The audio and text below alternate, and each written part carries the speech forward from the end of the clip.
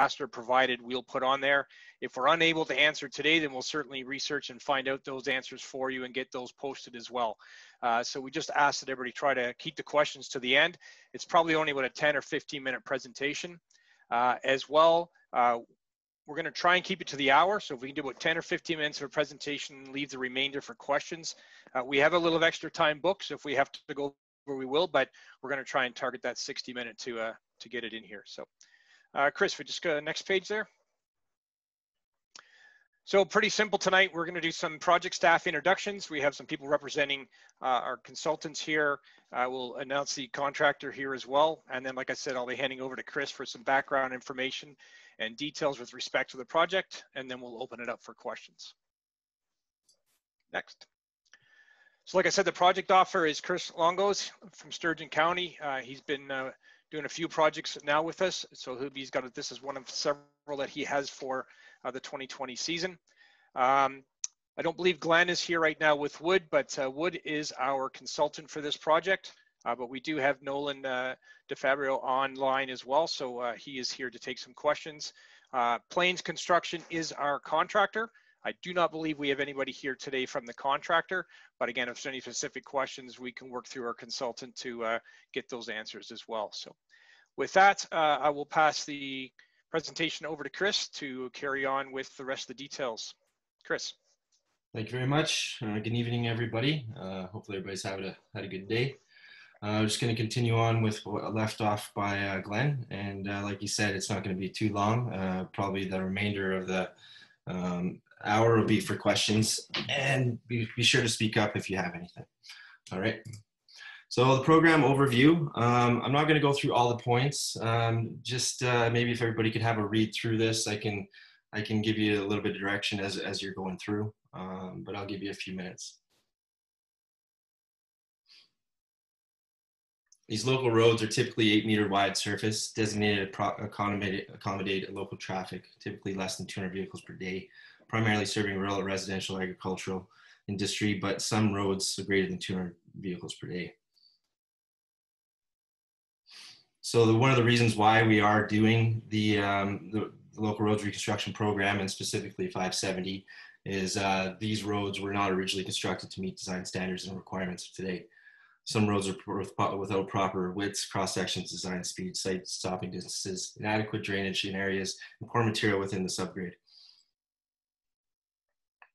The LRRP program's objective was established to reconstruct local roads and correcting and improving the level of service. The amount of roads completed will be limited to established budgets and tender pricing.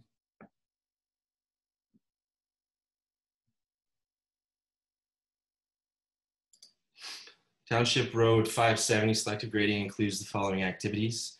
Road rehabilitation of Township Road 570 from Highway 28 to 230. The improvements are culvert replacements, some geometric improvements, and drainage improvements, and obviously to fix the road subgrade and make it more drivable for residents and staff. Construction is scheduled to start early July to roughly October 15th. That may be less time, but that's just giving us that construction season window to work with. Township Road 570, like I said previously, is from, we're doing Highway 28 to Range Road 230. Geometric improvements, like I said, with sight lines at the hill. And drainage improvements. There would be also a terrace embankment will be constructed at Lost Point Lake to maintain road structural integrity. So we're basically elevating the road out of the lake, so the integrity of the structure isn't compromised, and it'll last longer. So we have the plan here. Hopefully you guys can see this. I'm not sure if you can expand it, but it kind of gives you an idea of where the alignment is. It hasn't changed much. We're trying to take down that crest at the hill. We were unable to purchase land to be able to fix the curves and decrease that grade, but we weren't able to acquire the land, and there was also a gas line. We acquired some land by the CN tracks on either side just to help that transition from the road to the tracks a little bit more smoother for residents. Also had a couple cross sections. This one is typical for the stations that are listed right below the cross section. Kind of gives you an idea what we're doing. The next one is where the land was purchased within those stations shown in the cross section. And this is the embankment, the terrace embankment through Lost Point Lake. So as you can see, it's raised up quite a bit, and it's definitely gonna help. So that was, like I said, it was a quick presentation. If you have any questions, please speak up.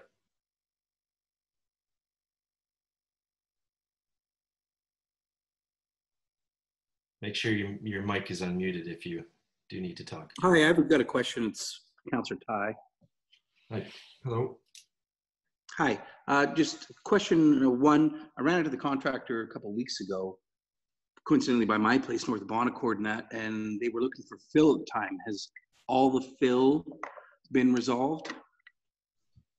I haven't heard otherwise, so I can't answer that question for you. Sorry.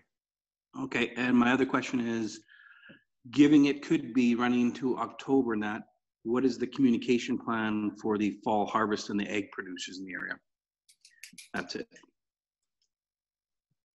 Well, I mean, we're hoping that's going to be done prior to that date. I wouldn't expect it to go into the winter. I mean, we can't get compaction if that's the case. So we really need to get it done right before that time. But is there a contingency plan for communication if it drags on through the harvest? No, we don't have a contingency plan currently. For communication, specific to communication? Yeah, no, for sure. I mean, if we're going to go over, we'll definitely notify who's going to be impacted and go from there. Well, that's my question is, how do you know who's impacted? I know a farmer who lives right near Morinville and farms way out east of that area and uses that route because of the size of his equipment. I guess then we'd probably have to put it on the Sturgeon County website, and put out letters to residents and notify them. With regards to somebody that's in Morinville and uses that road for farming not on that road, then hopefully they would see the website and see the information, the communication through there. All right, thanks. You're welcome. And this is Nolan Del Fabro with Wood, and we'll have continued communication essentially with the contractor, ourselves, and Sturgeon County. So we will have a good idea of if there is any scheduling delays, if it has to do with rain or whatnot, and that will be communicated directly to the county as soon as we know of any potential delays, right? And we'll be on site with landowners that have any questions or any concerns, anything that comes up. We'll be the face, I guess, of Sturgeon County on the roadway, right, to make sure everybody's up to date on what's happening there.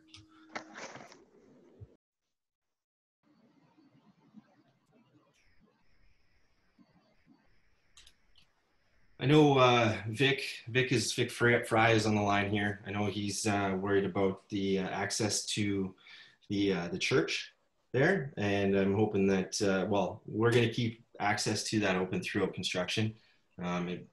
So do you have any events that we need to be worried about, Vic? Well, so far, Chris, we've not been able to hold any events, but we were hoping that maybe later, part of the first part of September, we might be able to have a huge yard sale, outdoor yard sale, and we would comply with Alberta health recommendations, I would think. But our concern then is the amount of traffic in and out from the highway, the accessibility of the facility then.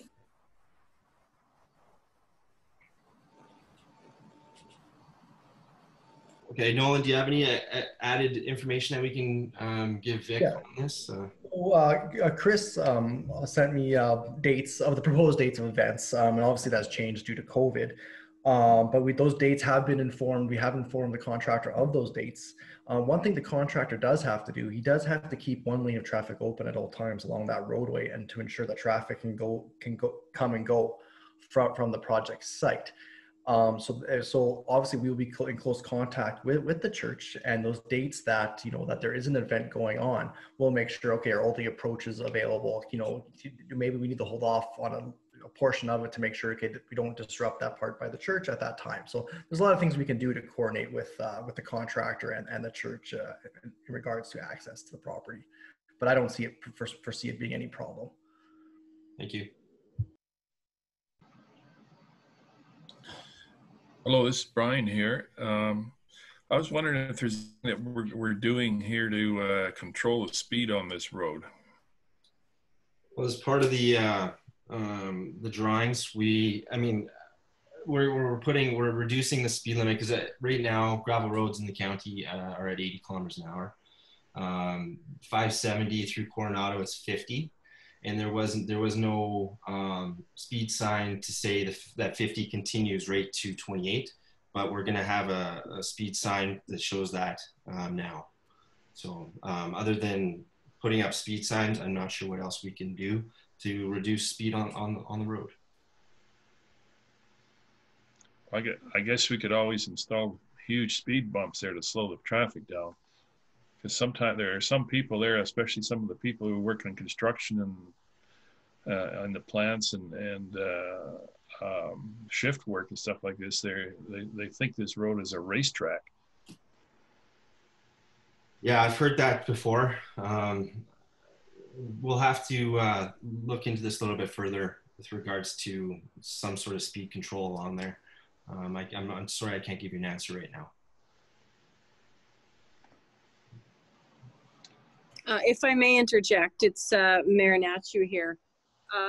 If speed is an issue there for people accessing the heartland, then it's obviously a discussion we have to have with peace officers and bylaw to ask them to increase their monitoring of that roadway. Yeah, Councillor Shaw here. I echo that, because the better the road, the higher the speeds. Absolutely. I don't think that we're going to get an increase in traffic per se, just because we're not going to pave it, and so it's going to be back in a better condition than before. But yes, I mean, people were probably avoiding the road if it was in poor shape and going somewhere else, and they may come back to using that after it's in better shape. But as far as speed, I think that's good. Thank you, Madam Mayor and Karen Shaw. Councilor Shaw. So I'd just like to add on to that. The issue of speed for the Coordinator United Church is a big issue. As the one gentleman, Brian, said, the traffic goes by there at just a crazy speed. But we're in and out of there on a regular basis, and we see vehicles going by that are very much over the speed limit of 50 that's posted there. So I echo that point as well. Something has to be done about the speed limit or the speed enforcement on that part of the roadway. Absolutely. Thank you for your comment there, Vic. Yeah, and I guess Chris, just to echo all that, I think obviously we need to have initiate some discussion here with protective services, especially if we are going to reduce the speed limit. If there's a perception that the enforcement hasn't necessarily been happening in the past, then I would suggest that when we reopen this, then maybe we need to make sure that there's immediate enforcement happening to send that message that, we've improved this roadway, but the expectation is traffic's going to slow down, not speed up. And maybe that'll get the message out there. And then we'll just have to keep in touch with the residents as well as protective services to see what we can do to enforce. So. Thanks, Glenn. This is Brian again here. Next question I have is, even though we're improving the road a lot, and it's not as bad as it used to be, because I think the trucks are having there, but I used to see a lot of semis driving down this road, fully loaded, leaving trenches all the way down the road. Just the other day, there was a guy, and I put a comment in there that he left a trench any place that was a little bit wet or lower areas. They left about a 3-inch track right down the road. And I was wondering, what can we do about keeping semis off the road, like loaded ones especially?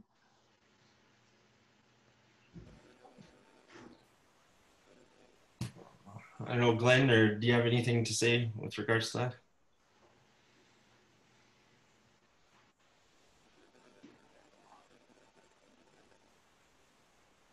It's Nolan here. So I guess would that come down to enforcement as well, right? With there's weight restrictions on the roadway, and that really, I guess, that would come down under enforcement as well to make sure that legal loads are indeed using this road as supposed to. That could be one thing as well to add. Yeah, and sorry, I guess I was on mute there. But the other thing is too, I mean, this is something we don't necessarily control from the capital project, but certainly within transportation, we can speak to that because we've got people that do monitor that heavy traffic, and we do try to, I guess, manage it. So we'll certainly see what we can do from that perspective. So, and if I may, it's Karen. A lot of times with their development agreement, part of the conditions is that they have to stick to designated routes. So, and for example, there was a lot of heavy truck, well, the big tandems coming down 564, they were going off of the highway. So once it was reported, it was taken back to the contractor and it stopped. So there are ways to help alleviate that. I guess it's Brian again. These trucks are kind of, they're you know, you get transportation trucks, grain haulers that I know that are not local, because you can see their name on the side of their trucks. There's some of them are, you know, from 2 and 3 hours away, that they're, you know, they're moving grain, that's for certain. They just see it as a nice shortcut over to the paved road onto Highway 38.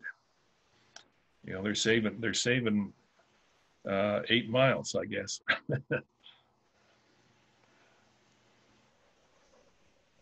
Okay.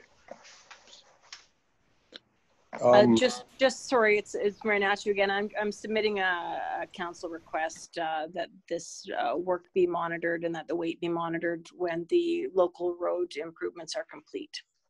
Perfect. Okay. Thank you. During the it's Sid with Coronado Gas Co-op. During the construction, will there be a reduction in weights that you guys need kept on that road? And if so, should we be making arrangements to keep our larger truck with our equipment stored elsewhere, just in the event we do need it for dealing with a local emergency? Yeah, I think being proactive it's a good idea. I mean, if we don't want the road beat up before it's back to full structure, so I think that's a value for sure. So if we limited things to anything over 1 ton, that would probably be the kind of the limit there, correct? Nolan, are you able to comment on that? Yeah, I mean, if the gas co-op is willing to do that, I mean, I think that would help the gas co-op as well as the contractor. I mean, I agree. Yeah, the 1 ton, if that works for you, Sid, that would work well. I mean, we'll do our best to accommodate you guys, obviously, to get in and out. But if you're willing to do that, I think that would help both parties out for sure. Okay, and my other question is, when you're doing the approaches, any of the affected approaches, like, do you have to dig any of these approaches out, or are the approaches pretty much going to be left as they are and then just built up? Well, it would be within the road right away. So if they'd be dealt with through that. Shouldn't be anything within 3 feet of the fence line then? I wouldn't think so. Yeah, and the grade itself isn't changing considerably for the majority of the portion other than at the lake, you know, so essentially a lot of the driveways will be maintained at their pretty much almost at their current standard. Okay. It's Councillor Shaw with a question with respect to the approach to the railway tracks. How will that be dealt with? So what we did, we purchased land on the, that'd be the west side of the tracks. Essentially what we're doing at the track is really just improving the gradient to the track. So that's going to be improved, and then the sight lines are going to be improved with the brushing that we're doing around the track. Those are the 2 main changes at the track. The crossing staying exactly where it is. It's more just the slight gradient improvement and the sight lines. Thank you. It's Brian again there, and I apologize because I probably missed it. I had a bit of trouble signing in here, but When's the approximate date of starting this construction? Nolan, maybe you can comment on that. I know it was going to be right away. Yeah, Okay. we are ready to go. We're ready to have our pre-construction meeting. We'll probably have it Monday, Tuesday next week, and then the contractor will start mobilizing the site immediately on that meeting. Okay. Thank you.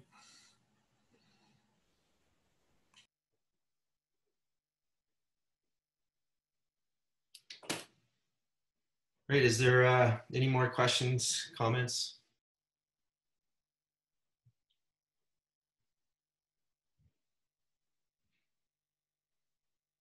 I guess a question, as Brian again, a question I have there is there something that's a future plan there for pavement or anything like that? You know, just a thought, there is a possibility of doing some pavement on the Great Hill that goes down into Highway 28.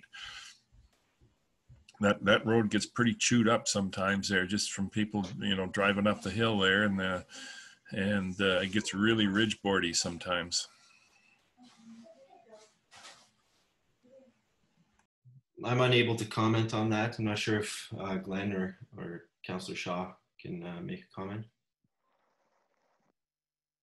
At this time, it's not in the budget, but ultimately at some point, I know there's certainly a lot of hope that at some point it would get paved, but you'd have to rebuild it first, which is what we're doing at the moment. Thank you. Yeah, I'm good. Much further than that either. I mean, we're going through that kind of project prioritization process right now. So we're looking at some of the different ones there that are out there in the potentials list. So, I mean, it'll be looked at every year as far as trying to adjust what the priorities are. I guess the other thing I would just say is we also have a lot of concern being raised that of residents that don't want it paved for a lot of the reasons we've discussed already with respect to being, either a heavy load corridor or a high speed route. So there's some balance there we need to make sure we achieve as well.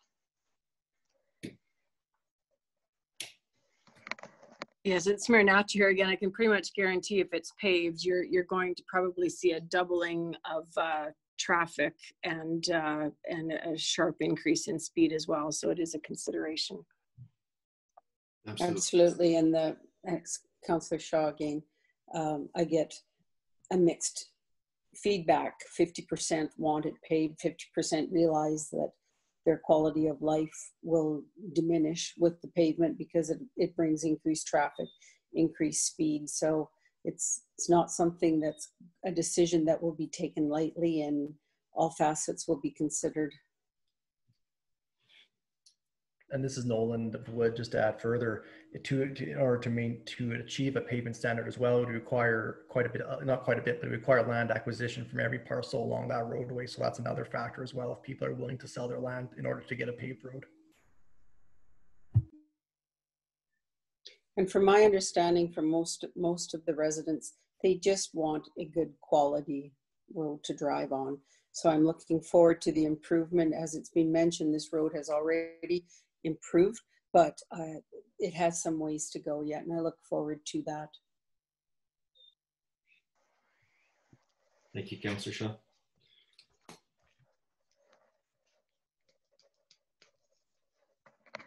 All right. Well, if nobody else has any other comments, concerns, questions, maybe I'll give it a minute if anybody thinks of anything, and then we'll log off. Chris, I was just going to note in there, going back to Councillor Ty's question there about the communication. I mean, we certainly will do everything we can. I mean, we're trying to mail out those notifications or hand deliver. Appreciate that people that may not live there are using that land. But again, we try to make sure we mail out. The other thing that we've been using, I think, more effectively, we've got the project identification signs up, but even for this particular online meeting, we put up the digital messaging signs. So again, if there's going to be specific delays or there's going to be issues, then we certainly will make sure that we've tried everything we can to notify those that are in the area, and using the various resources there have that access. And then with the project notification signs, we've got our email address and a phone number there. So if there are concerns, then people certainly can reach out and contact us. I think, easier than in the past, and then hopefully we can get people and keep people as informed as possible. So, but. And Nolan here, and ultimately we would only want local traffic coming down that road. I mean, especially through construction, and there'll probably be signage up to that effect, the local traffic to come through only along that roadway. Good call, Nolan.